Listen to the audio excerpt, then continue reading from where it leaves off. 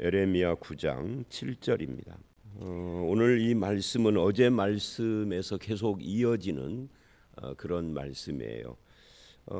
왜 이렇게 잘게 또 끊었는지 잘 이해가 안 되기는 합니다만은 에레미야가 굉장히 길어서 바쁜데 좀 많이씩 보지. 이 슬픈 이 심판의 말씀을 너무 잘게 해서 너무 자주 하는 것 같아서 그렇습니다. 여기 7절을 보면 그러므로 그래요. 성경에 이 그러므로 이는 왜냐하면 이런 말씀이 참 많이 나오죠. 그거 우리가 놓치지 말아야 돼요. 이 그러므로 같은 것을 놓치지 않는다는 것은 다른 말로 하면 문맥을 봐야 한다. 뭐 그런 이야기겠죠. 이 그러므로는 당연히 앞에 말씀을 받는 거예요. 앞에 말씀은 어제 본문이었죠.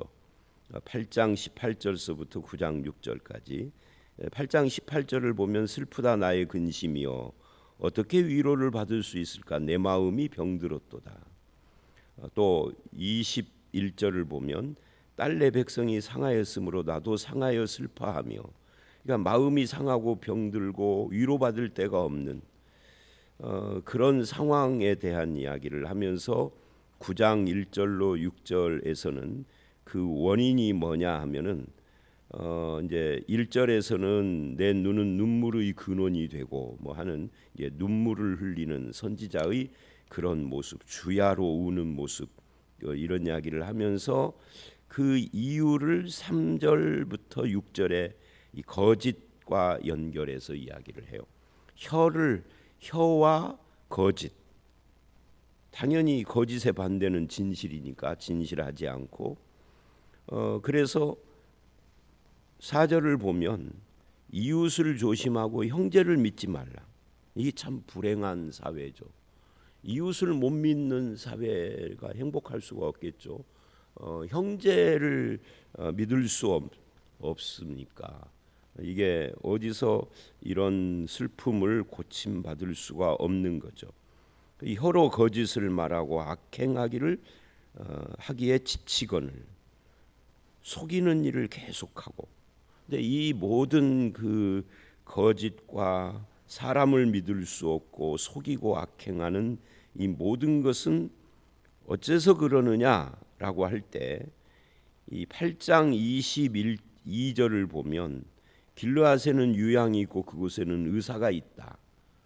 그건 유향은 약이고 의사는 의사인데 약이 있고 의사가 있는데 치료받지 못하는 이유는 안 가기 때문이죠. 병원을 안 찾아가니까 그러는 거예요. 그것을 9장 3절과 6절에서는 나를 알지 못하기 때문인데 왜 그러느냐면 6절에서는 나를 알기를 싫어하기 때문이다. 이 나를 알지 못한다. 왜 싫어하기 때문이다. 왜 이 싫어한다 이것을 8장 22절에서는 의사가 있고 약이 있는데 치료받지 못하는 이유는 안 찾아가기 때문이다 하는 것과 같은 이야기인 거죠. 결국 하나님을 안 찾는다는 거예요. 하나님을 안 찾으니 하나님을 모르고 하나님을 모르니 죄악 가운데 살 수밖에 없고 그러므로 하고 7절이 그걸 받은 거예요. 자, 그러므로 7절 만군의 여호와께서 이같이 말씀하시되 보라 내가 내 딸 백성을 어떻게 처리할꼬 그들을 녹이고 연단하리라. 이 참 재밌는 것이 이거예요. 내가 그들을 어떻게 처리할꼬 녹여버리겠다 연단하겠다. 여기서 녹여버리겠다는 것은 존재를 녹여버리겠다가 아니라 이 녹이고 연단하리라 하는 이 말 연단 그러니까 뭐 한다는 거예요? 불순물을 제거하기 위하여서 녹인다는 거지 사람을 녹여버리겠다 이 끔찍한 그런 이야기를 하는 게 아닙니다.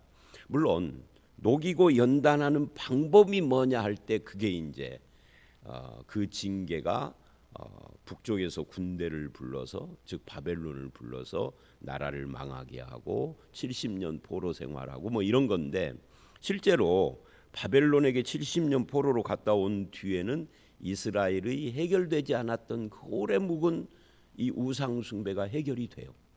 그러니까 그 연단이죠.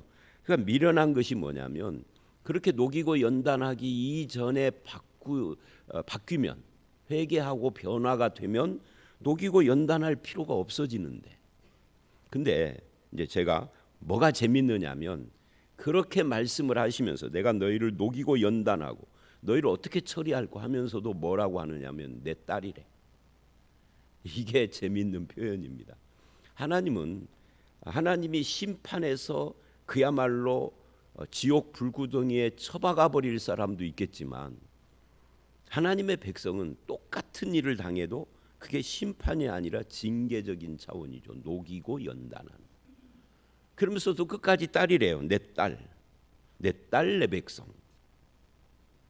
이건 오늘 우리들도 마찬가지입니다. 하나님을 그럼 믿는 사람이 그러면은 못된 짓을 하고 살아도 아무 상관이 없다는 이야기냐? 아니죠. 그거는 아니죠.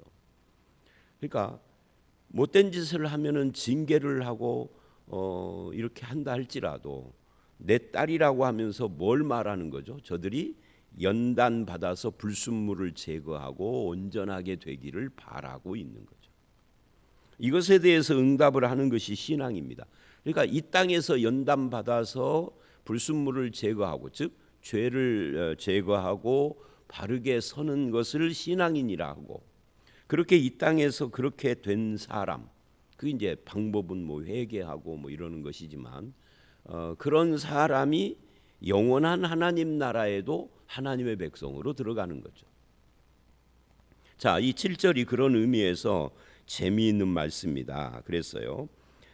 그리고 8절 이렇게 말을 합니다. 그들의 혀는 이게 어제 말씀하고 연결된 거예요. 어제도 혀 이야기를 여러 번 했잖아요. 혀 이야기, 거짓말하는 거, 속이는 일 이게 다 혀하고 관계되는 건데 그들의 혀는 죽이는 화살이라. 거짓을 말하며 입으로는 그 이웃에게 평화를 말하나 마음으로는 애를 꾸미는도다.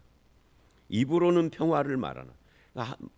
말로 하는 것은 굉장히 사람들에게 좋은 말만 주워다 담는데 마음 속에는 해를 꾸미고 있다. 이 마음 하나님이 보시는 것은 이 입으로 나오는 말도 보시지만 그 말의 근원인 마음을 보시는 거죠. 그러니까 겉으로 나오는 것만 하나님은 보시는 분이 아니기 때문에 우리가 우리 마음이 늘 하나님 앞에서 살아야 하는 거예요. 마음이 하나님 앞에 있어야 하는데 그거를 전에도 설교 시간에도 여러 번 말한 것처럼 그걸 코람데오 한문으로 말하면 신전의식 하나님 앞에 내가 있다는 이 의식 마음을 잊어버리지 않아야 한다. 그러니까 교회에서 멀리 떠나서 살다 보면 주 중에 월화수목금토 하다 보면은 하나님 뭐 이런 거 의식하지도 않고 말씀 이런 거 별로 괴념치 않고 그냥 막 살고 특히 말하고 행동하는 것을 그렇게 하다가 주일날 오면은 되게 미안하잖아요. 그래서 맨날 회개만 해야 하는 그런 신앙생활. 물론 회개하는 것이 나쁜 건 아니지만 그게 늘 무한 반복하는 그것을 우리가 탈피를 해야 하는데 그러려면 마음을 보시는 하나님 앞에 있어야 된다. 그래야 이 마음 여러분이 사는 삶의 현장에 목사가 옆에서 볼 수는 없잖아요. 근데 하나님은 보신단 말이죠. 거기서 나오는 마음에서 나오는 말이 말이 죽이는 화살이 되고 거짓이고 이렇게 되지 않는 거죠. 이 마음의 문제가 하나님 앞에 있어야. 내가 이 일들로 말미암아 이 일이 뭐예요?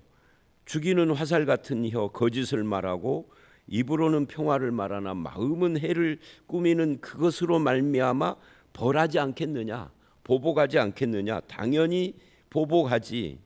그래서 7절에 어찌 처치할꼬 하는 것을 8, 9절이 대답을 한 겁니다.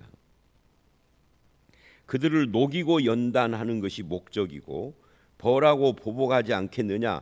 심판과 징계의 이유가 확실하다라고 이야기를 합니다. 그렇다면 우리는 이 심판이나 징계를 면할 수 있는 방법이 뭐냐 하면은 입술을 고치고 마음을 고쳐야 돼요. 입술보다 마음을 고쳐야 해요. 이 말이라는 것은 마음에서 나오는 거니까 그 마음을 어떻게 고치느냐 이미 말씀드린 것 중복입니다만은 하나님 앞에 있는 마음 내가 하나님 앞에서 살고 있다는 이것을 잊어버리지 않아야 한다 하는 그런 이야기입니다. 이게 오늘 첫 번째 문단 어제 말씀에 이어지는 거고요. 10절서부터 16절은 심판의 내용과 이유에 대해서 다시 한번 이야기를 합니다. 내가 산들을 위하여 울며 부르짖으며 광야 목장을 위하여 슬퍼하나니. 그러니까 예레미야 선지자는 눈물의 선지자라고 하잖아요. 바로 이런 것 때문에 이 눈물을 흘리는 이것이 어제 말씀 9장 1절에서도 나온 것처럼 또다시 이렇게 눈물을 흘립니다. 왜 그러느냐? 왜 그렇게 부르짖고 슬피 우느냐? 이는 그것들이 불에 탔으므로 지나가는 자가 없으며 거기서 가축의 소리가 들리지 아니하며 공중의 새도 짐승도 다 도망하여 없어졌다. 여기서 말하는 산은 실제로 산이에요. 그것들이 불에 탔다, 가축 소리가 들리지 않는다, 광야 같은 이런 실제로 광야죠. 그러니까 저들의 산업이 사라지는 거예요. 왜 산업이 전쟁으로 그 짐승들조차도 다 도망가서 생명체가 살 수 없을 만큼 완전히 황폐해져 버리는 그런 것을 지금 에레미야는 보고, 우리 선지자를 다른 말로 선견자라고도 해요. 새로운 번역 성경에는 선견자라는 말이 안 나오는데 옛날 성경, 옛날 우리가 그 세로로 있었던 그 성경들을 보면 선견자라는 말이 많이 나와요. 그러니까 지금 에레미야는 이 예루살렘이 그렇게 황폐화되는 것을 본 거죠. 보고 그걸 글로 쓴 거죠. 불에 타서 무더기가 되고 사람도 없고 가축도 없고 승냥이의 굴이 돼서 황폐해지고, 이렇게 되는 이유가 뭐냐 하면은 그게 말씀을 순종하지 않는, 말씀을 왜 순종하지 않느냐? 하나님이 마음이 없으니까. 그래서 그런 모든 범죄에 대해서 하나님이 이렇게 징계를 하신다는 겁니다. 그러면서 이제 11절에 내가 예루살렘을 무더기로 만들며 하면서 이제 좀 더 구체적인 이야기를 하고 있죠. 그리고 12절로 16절 어째서 이렇게 됐는가를 다시 이야기를 합니다.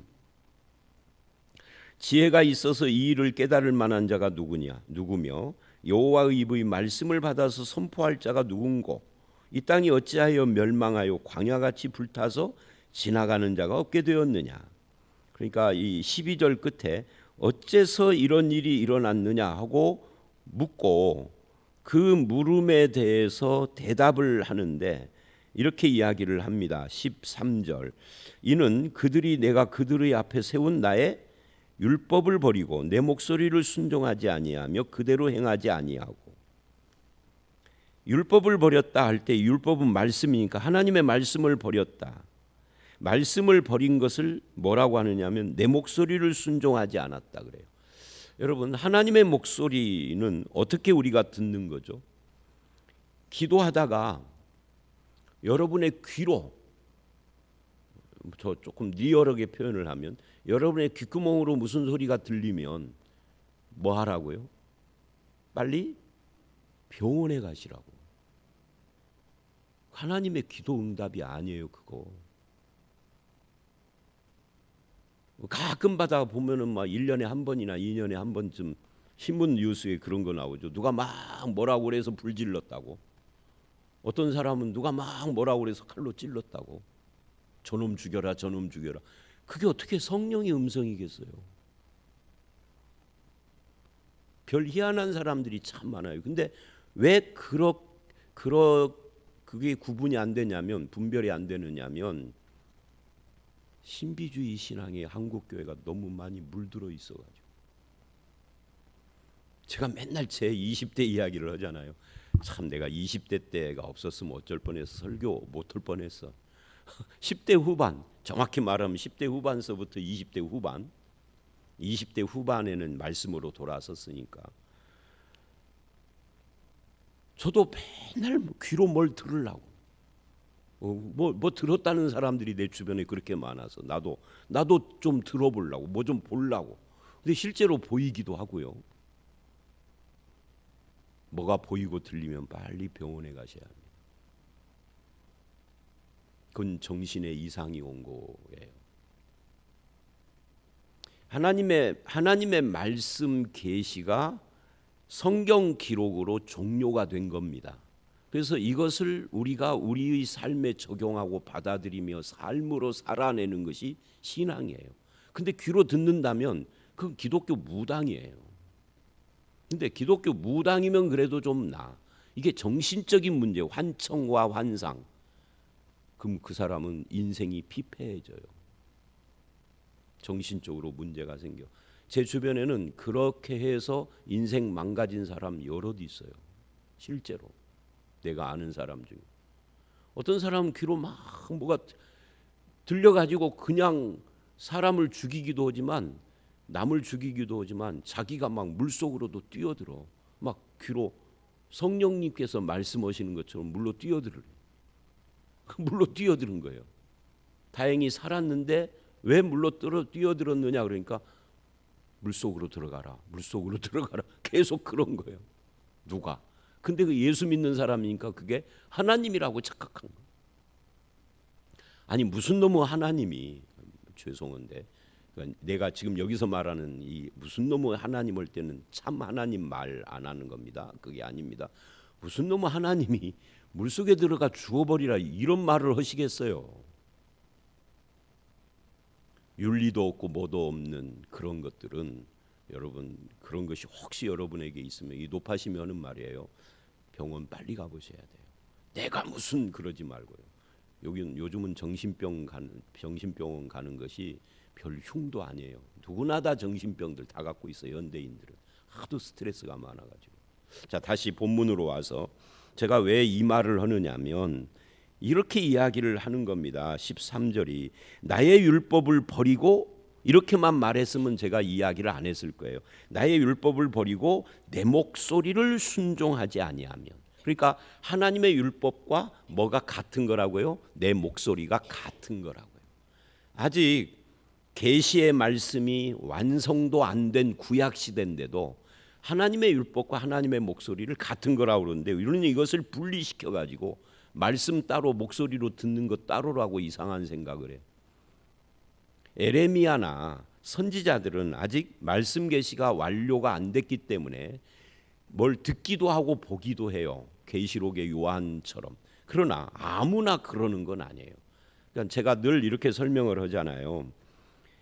만약에 여러분이 보고 듣는 것이 정말 하나님의 계시적인 것이라면 성경 67권을 빨리 쓰셔야 돼. 그잖아요. 그러면 그 사람은 이단이에요. 이단들의 특징이 뭐예요? 다른 성경을 갖고 있다는 거예요.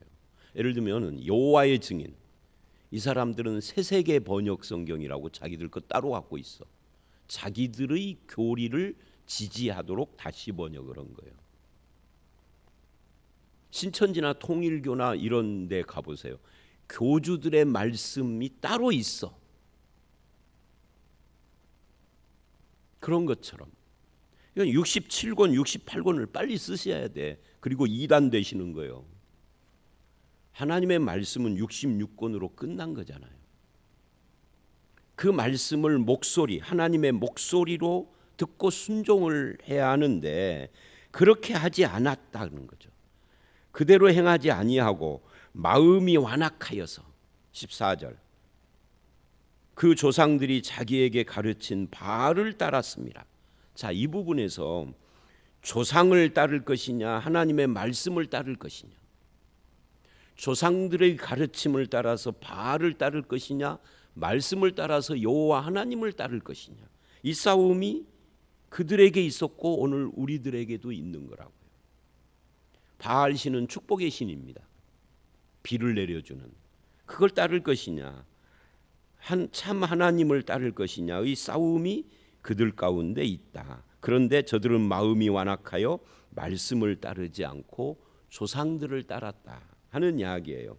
그래서 베드로전서 후서를 가보면은 조상의 악한 행실에서 우리를 건지신 하나님에 대한 이야기하잖아요. 15절 그러므로 하나님께서 유다에게 쑥을 주어요. 쑥을 먹이며 독한 물을 마시게 한다. 그러니까 저들을 고난 가운데 처받겠다 하는 이야기죠. 아까 녹이며 연단하리라 하는 말씀과 같은 이야기입니다. 그리고 16절 그들과 그들의 조상이 알지 못하던 여러 나라 가운데 그들을 흩어버리고 진멸되기까지 그 뒤로 칼을 보내리라 하셨느니라. 이게 이제 바벨론 포로가 되어지고 바벨론 포로 한 곳으로 간 사람들은 나중에 돌아와요. 그런데 바벨론으로 잡혀가지 않고 애굽이니 뭐니 막 자기 스스로 뿔뿔이 흩어져요. 나중에 에레미야도 애굽으로 갑니다. 혼자 스스로 알아서 가는 것이 아니라 에레미야를 미워하던 놈들이 잡아가요. 뭐 그렇게 되는데 그렇게 흩어지는 것에 대한 이야기로 이 오늘 말씀을 마무리를 하고 있습니다. 그런데 다시 12절을 보면 이런 이야기를 쭉 하면서 하나님이 사람을 찾고 계십니다. 누구인고 그러죠. 지혜가 있어 이 일을 깨달을 자가 누군고 여호와의 입의 말씀을 받아서 선포할 자가 누군고. 여기서 지혜와 말씀은 같은 이야기입니다. 말씀을 깨닫는 사람, 하나님의 입의 말씀을 받아 선포하는 사람, 즉 그 혀로 처음 시작할 때 9장 1절 이하나 오늘 말씀 8절 같은 데를 보면 혀로 거짓을 꾸미고 사람을 죽이는 일을 하고 그러는데 그 동일한 혀로 하나님의 말씀을 선포하여 사람을 살리고 진실을 이야기를 하는 이런 사람들이 누굴까? 그 혀로 무엇을 말하느냐가 참 중요한 거죠. 왜? 그것이 마음의 표현이니까. 우리는 우리의 마음에 하나님을 두고 그 혀로 사람을 죽이는 일이 아니라 살리는 일, 거짓이 아니라 진실, 아무도 믿을 수 없는 그런 세상을 만드는 것이 아니라 서로 신뢰할 수 있는 그런 공동체를 만들어가는 일을 해야만 하는 것입니다. 무조건 복받고 잘 되는 것을 말하기보다는 생명과 진실과 진리에 대해서 이야기를 하고 이런 것들이 우리의 혀가 해야 할 일입니다. 이게 가정이 살고 교회가 살고 나 개인이 살고 내 주변에 사람이 사는 것이죠. 여러분 진실한 말을 하는 사람 옆에는 사람이 있어요. 근데 한두 번은 통하지만 계속해서 거짓을 말하고 계속해서 뭐 교만한 자기 자랑만 하고 뭐 세상 이야기만 하고 어떤 분이 그러더라고요. 자기 가족은 아버님이 학교 교장 출신이고 장로님이고 형들도 다 선생님이고 그러는데 다 교회 다니는데 어렸을 때부터 가정에서 모이면 맨 세상에서 성공하고 잘 살고 돈 벌고 뭐 축복받는 이야기만 들었지 신앙적인 가치에 대한 이야기는 들어본 적이 없다고 그런 이야기를 하더라고요. 참 안타깝죠. 믿음의 가정인데 집에 가면 교회에서는 장로님이고 집사님인데 집에 가면 하는 말이 맨 세상 이야기만 하니까. 그래서 오늘 이 본문 12절 사람을 찾으십니다. 이 일을 깨닫는 지혜자, 말씀을 맡아서 선포할 자가 누구냐. 이것에 대해 이 질문에 대해서 여러분이 하나님 저를 쓰시옵소서. 제가 그러기를 원합니다. 제가 무슨 뭐 대단한 사람이 아니어서 노재석이처럼 뭐 사람들 모아놓고 교회에서 막 40분씩 설교하고 이런 사람은 아니어도 내가 만나는 자리에서 예를 들면 우선 가정에서라도 신앙적인 언어, 꼭 신앙적인 언어가 아니라도 믿는 사람다운 말 이런 것들을 하는 그래서 나를 통하여서 하나님이 드러나는 그런 삶을 살게 해 주십시오.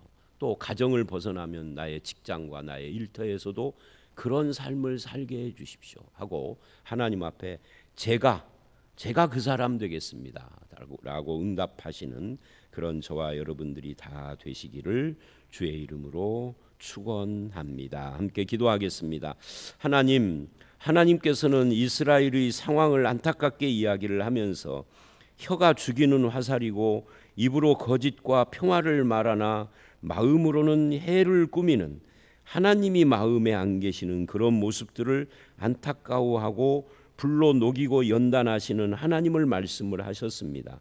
주님, 율법을 버리고 하나님의 목소리를 순종하지 않기 때문에 이런 일들이 일어나는데 누가 하나님 앞에 말씀을 받고 지혜가 있어서 이 말씀을 깨닫고 선포하겠느냐라고 하는 이 물음 앞에서 주여, 제가 저의 삶의 현장에서 그렇게 하나님의 말씀의 사람이 되고 하나님의 마음을 드러내는 자가 되고 나를 통하여서 살아계신 하나님이 증명되는 삶을 살기를 원합니다 라고 고백할 수 있는 저희가 되게 해 주시옵소서. 그래서 오늘 이 하루와 우리의 남은 인생이 내가 살아가는 삶의 현장에 내 마음에 담긴 하나님을 드러내고 그 진실한 말씀의 진리를 드러내는 그런 삶을 살게 하여 주시옵소서. 예수님 이름으로 기도드렸사옵나이다. 아멘.